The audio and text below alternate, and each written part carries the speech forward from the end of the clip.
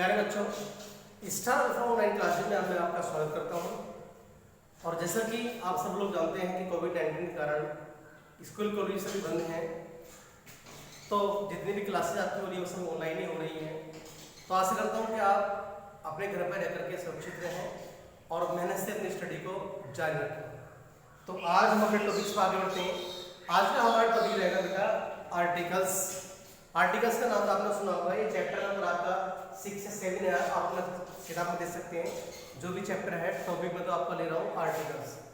तो आर्टिकल्स की अगर हम बात करें तो आर्टिकल्स दो भागों में बांटा जाता है। आर्टिकल्स में हमारा ए, एन और डी, ये तीन वर्ड हमारे आर्टिकल्स में आते हैं। और इस आर्टिकल को दो भागों में बांटा जाता है, एक इंडेफिनिट आर्टिकल्स और दूसरा डेफिनिट आर्टिकल्स। तो इंडेफिनिट आर्टिकल्स में हमने ए और एन को रखा और डेफिनिट आर्टिकल्स में हमने दी को रखा। समझ लेंगे एक बार और फिर। आर्टिकल्स क्या होते हैं हमारे ए, एन और दी, ये हमारे आर्टिकल्स हैं। इन आर्टिकल्स को दो भागों में बांटा जाता है। एक भाग को हम कह रहे हैं इंडेफिनिट आर्टिकल्स, जिसमें हमने ए और एन को रखा। दूसरे भाग को कह रहे हैं इंडेफिनिट डेफिनिट आर्टिकल्स, जिसमें हमने दी को रखा। तो आज हमें ये सीखना है कि जो आर्टिकल्स हैं, आर्टिकल्स डेफिनिट आर्टिकल्स और इंडेफिनिट आर्टिकल्स हैं, इन दोनों आर्टिकल्स को तीन वर्ड हमारे इनमें आ रहे हैं, इनका प्रयोग हमें किस प्रकार से करना है, सेंटेंस में कहां करना, कहां इसका प्रयोग नहीं करना, ये जानकारी आज हम इस वीडियो के माध्यम से लेंगे। तो आप मेहनत से देखते रहें और समझें।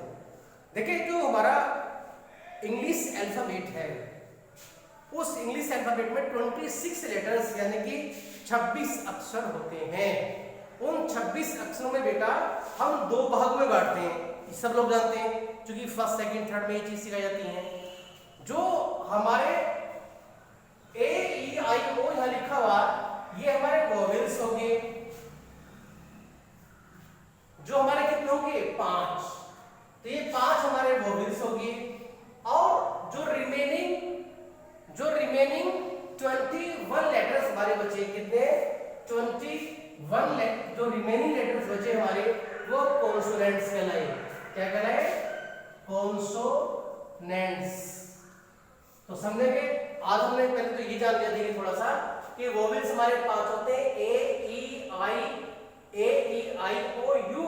और बाकी जो हमारे 26 बचे, बी, सी, डी, एफ, जी, एच, आई, जे, के, एल, एम, एन, ओ, पी, क्यू, जो भी बचे हमारे बाद में, वो सब हमारे जो 26 बचे, इन 5 छोड़ करके वो हमारे कॉन्सोनेंट्स कहलाए। तो बेटा अभी तक आप लोगों को ये सिखाया गया है क्या, कि यदि किसी नाउन का पहला अक्षर वोवेल्स है, अर्थात ए, ई, आई, ओ, यू है, तो उससे पहले हम कौन सा इंडेफिनिट आर्टिकल्स एन का प्रयोग करते हैं बेटा, हमें ये सिखाया गया। लेकिन ऐसा नहीं है, ऐसा नहीं है। आज हम इस वीडियो के माध्यम से कुछ अलग आपको बताना चाहेंगे। वो क्या है, आप इस वीडियो को ध्यान से देखते रहें और समझते रहें। क्या? देखिए, हम बात करते हैं इंडेफिनिट आर्टिकल्स की। किसकी? इंडेफिनिट आर्टिकल्स की।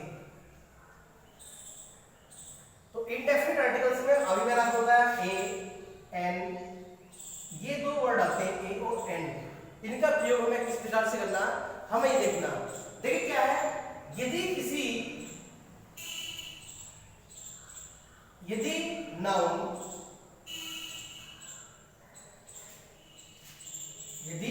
नाउन का पहला अक्षर, इसे लेटर बोलते हैं, बाकी यदि हटा लीजिए, नाउन का पहला अक्षर वोवेल हो या कॉन्सोनेंट, समझेंगे? नाउन का पहला अक्षर वोवेल हो या कॉन्सोनेंट। हमें बताया गया कि वोवेल है तो एन लगाएंगे, कॉन्सोनेंट है तो ए लगाएंगे। लेकिन मैं यहां आपको लिख रहा हूं रूल नंबर 1 के रूप में ले लीजिए इसे। रूल नंबर 1 क्या लिख रहा हूं, कि नाउन का पहला अक्षर वोवेल है या कॉन्सोनेंट है। यदि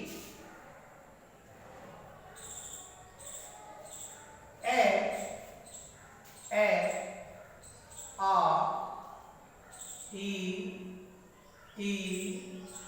ओ, औ,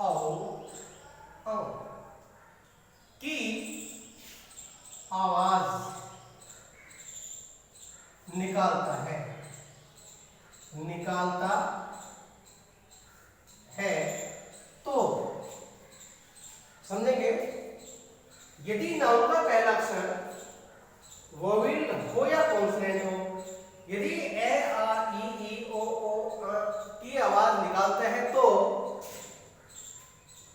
indefinite article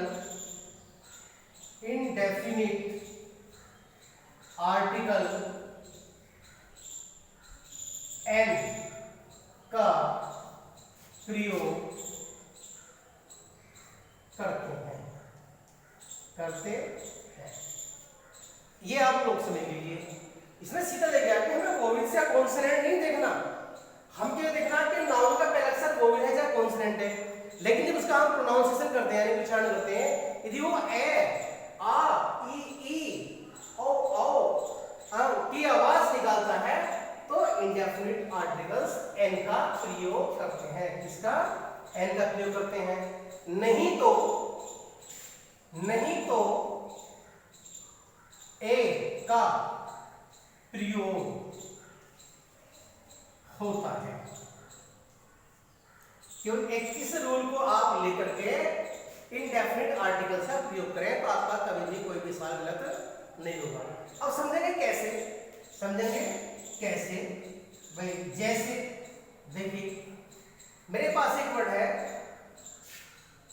egg, E-G egg, समझेंगे ये एग है, E-G एग।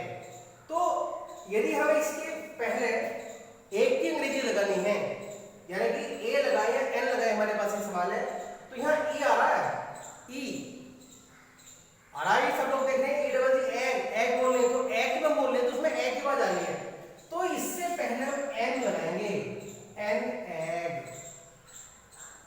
ऐसे ही सेकंड एग्जांपल यदि हम ले, ये हमारा फर्स्ट एग्जांपल था, हम लिखे एप्पल, A-P-P-L एप्पल हमने लिख दिया।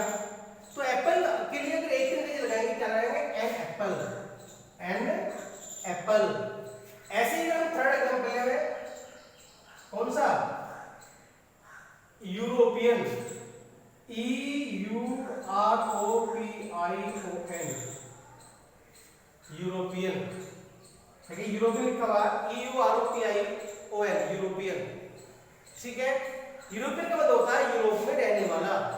अब ये ई आ रहा हमारा वोवेल्स, ई आ रहा है, लेकिन क्या है जब हम इसका प्रोनाउंसिएशन करेंगे तो प्रोनाउंसिएशन में हमारा क्या आ रहा? यूरोपियन। क्या पढ़ेंगे हम इसे? यूरोपियन। और यूरोपियन में चूंकि ए आ ई ओ इस तरह की आवाज हमारी नहीं निकल ली, तो इसलिए इससे पहले हम क्या लगाएंगे? ए लगाएंगे, ना के एन। समझिएगा। देखिए यदि हमें बताया गया कि हमारा वोवेल्स है तो हम ई एन का प्रयोग करेंगे, लेकिन you can notice in this word European that European का पहला जो अक्षर है, जो लेटर है हमारा, वो ई है, दूसरा भी हमारा यू है, जो दोनों ही हमारे क्या है? दोनों ही हमारे क्या है? वोवेल्स हैं। ये रहा वोवेल्स हैं, एक ई बी और यू बी। लेकिन इससे पहले हमने क्या यूज करा? ए। क्यों यूज करा? क्योंकि इसकी आवाज निकल रही है हमारी यूरोपियन। हिंदी के वोवेल्स ए आ ई ओ की आवाज नहीं निकलती। आशा करता हूं समझ आ गया होगा। अब हम थोड़ा सा एक एग्जांपल लेकर और आगे बढ़ेंगे। देखिए फॉर एग्जांपल हमारे पास क्या,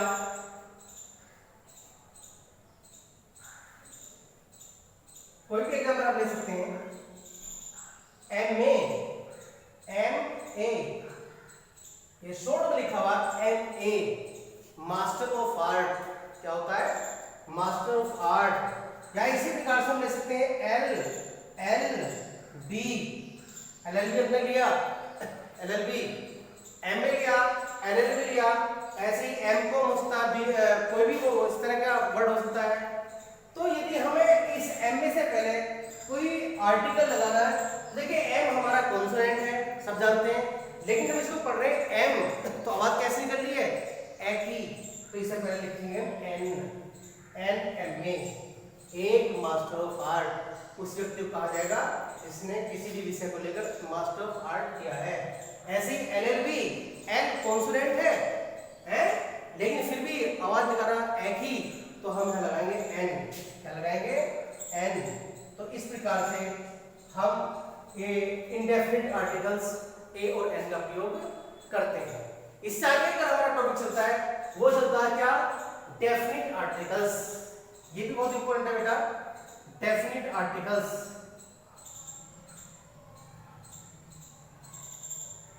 डेफिनिट आर्टिकल्स। तो डेफिनिट आर्टिकल में केवल हमारा एक होता है दी। दी और दी का प्रयोग बेटा कहाँ करते हैं, कैसे करते हैं, ये आपको कुछ प्रयोग से बताए जाएंगे जो बहुत इंपॉर्टेंट आप लोगों के लिए होंगे। आप इन्हें ध्यान से देखते चले जाएं, जो भी आज हम इस वीडियो की मदद से कराते हैं। देखिए पहला मैं यहाँ लिख रहा हूं क्या कि दी का प्रयोग, दी का प्रयोग पवित्र पुस्तकों के नाम, नदियों और पर्वतों, नदियों, पर्वतों और पठारों, सागरों आदि के नाम से, आदि के नाम से पहले करते हैं। एक चीज में ये सीख कि दी का प्रयोग कहाँ करते हैं? दी का प्रयोग पवित्र पुस्तकों, जैसे समझते रहेंगे साथ साथ में, रामायण है, रामायण, रामायण है बेटा, तो रामायण हमारी पवित्र पुस्तक है, सब जानते हैं इस चीज को। तो इससे पहले हम दी का प्रयोग करेंगे अवश्य, क्योंकि ये हमारे लिए क्या है? हाँ, हमारे लिए पवित्र है और उसका सम्मान करते हैं। आगे देखिए, फिर है नदियों के नाम से, गंगा नदी का नाम है, तो दी गंगा, दी गंगा। इसी प्रकार पर्वत है, दी माउंटेन, दी माउंटेन। सागर हो गया, पठार, सागर है, दिलाल सागर, दी लाल सागर। इसी प्रकार से और बहुत सारी चीजें ऐसी जिससे पहले हम दा का प्रयोग करते हैं, ये करना जरूरी होता है। तो समझेंगे इस चीज को। दी का प्रयोग कहाँ करते हैं? दी का प्रयोग पवित्र पुस्तकों, नदियों, पर्वतों, पठारों, सागरों आदि के नाम से पहले करते हैं।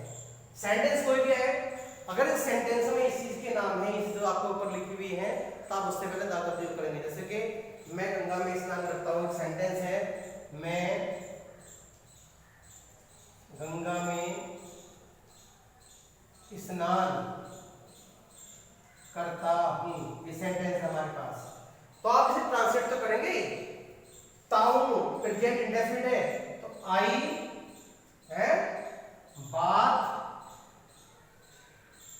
इन, अब दी गंगा लिखेंगे, दी गंगा। तो हमें इस गंगा से पहले दी का प्रयोग करना चाहिए था, नहीं चाहिए था? इस चीज को जानकारी करने के लिए, क्योंकि हमें हर जगह ये काम आती है, हमें जरूरी पता होना चाहिए डेफिनिट आर्टिकल या इंडेफिनिट आर्टिकल का प्रयोग हम कहाँ और कैसे करते हैं। तो ये एग्जांपल दिया गया कि आपको किस प्रकार से प्रयोग करना होता है। अब देखिए रूल नंबर 2 चलाते हैं हम इसमें। इसी प्रकार से रूल नंबर 2 क्या? खाने, खाने यानी जिसे कहते हैं फूड, से पहले या माता और पिता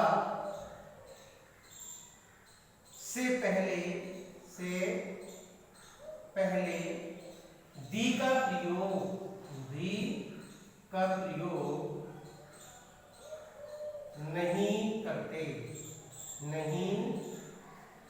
करते हैं। तो बेटा यहां देखिए लिखा हुआ दी का प्रयोग क्या है कि खाना है, फूड से हम कहते हैं भोजन, भोजन से पहले हम दा का प्रयोग नहीं करते, अशुद्ध माना जाता है। ऐसी माता और पिता यानी कि मदर और फादर, इनसे पहले भी हम दा का प्रयोग नहीं करते, ये भी अशुद्ध माना जाता है। तो एग्जांपल देखेंगे, हमने लिखा फूड, इससे पहले हम दा का प्रयोग नहीं करेंगे, यानी कि दी फूड हम नहीं कहेंगे, दी फूड हम नहीं कहेंगे, क्योंकि इसका मीनिंग चेंज जाएगा, खराब खाना, विषय का खाना। आगे हम पढ़ते हैं माता, मदर, MOTHER, मदर से पहले हम दा का प्रयोग नहीं करेंगे, अदरवाइज ये बहुवचन हो जाता है। ऐसे पिता, फादर से पहले हम दा का प्रयोग नहीं करेंगे। तो आज इस वीडियो के माध्यम से इतना ही आपको जानकारी देंगे। इससे कल ये दो रूल्स आपको डेफिनेट आर्टिकल्स के बारे में बताया, इंडेफिनेट आर्टिकल्स के बारे में आपको यही बता दिया गया है कि कहाँ एल लगाते हैं, कहाँ ए लगाते हैं। ये हमारा टॉपिक खत्म होता है। ये टॉपिक अभी हमारा और भी चलेगा, कल की वीडियो में इससे आगे बढ़ेंगे कि और कहाँ कहाँ हम डेफिनेट आर्टिकल्स का प्रयोग करते हैं और कहाँ कहाँ डेफिनेट आर्टिकल का प्रयोग नहीं करते। Thank you. आप मेहनत से याद करें और घर पर रहकर सुरक्षित रहें।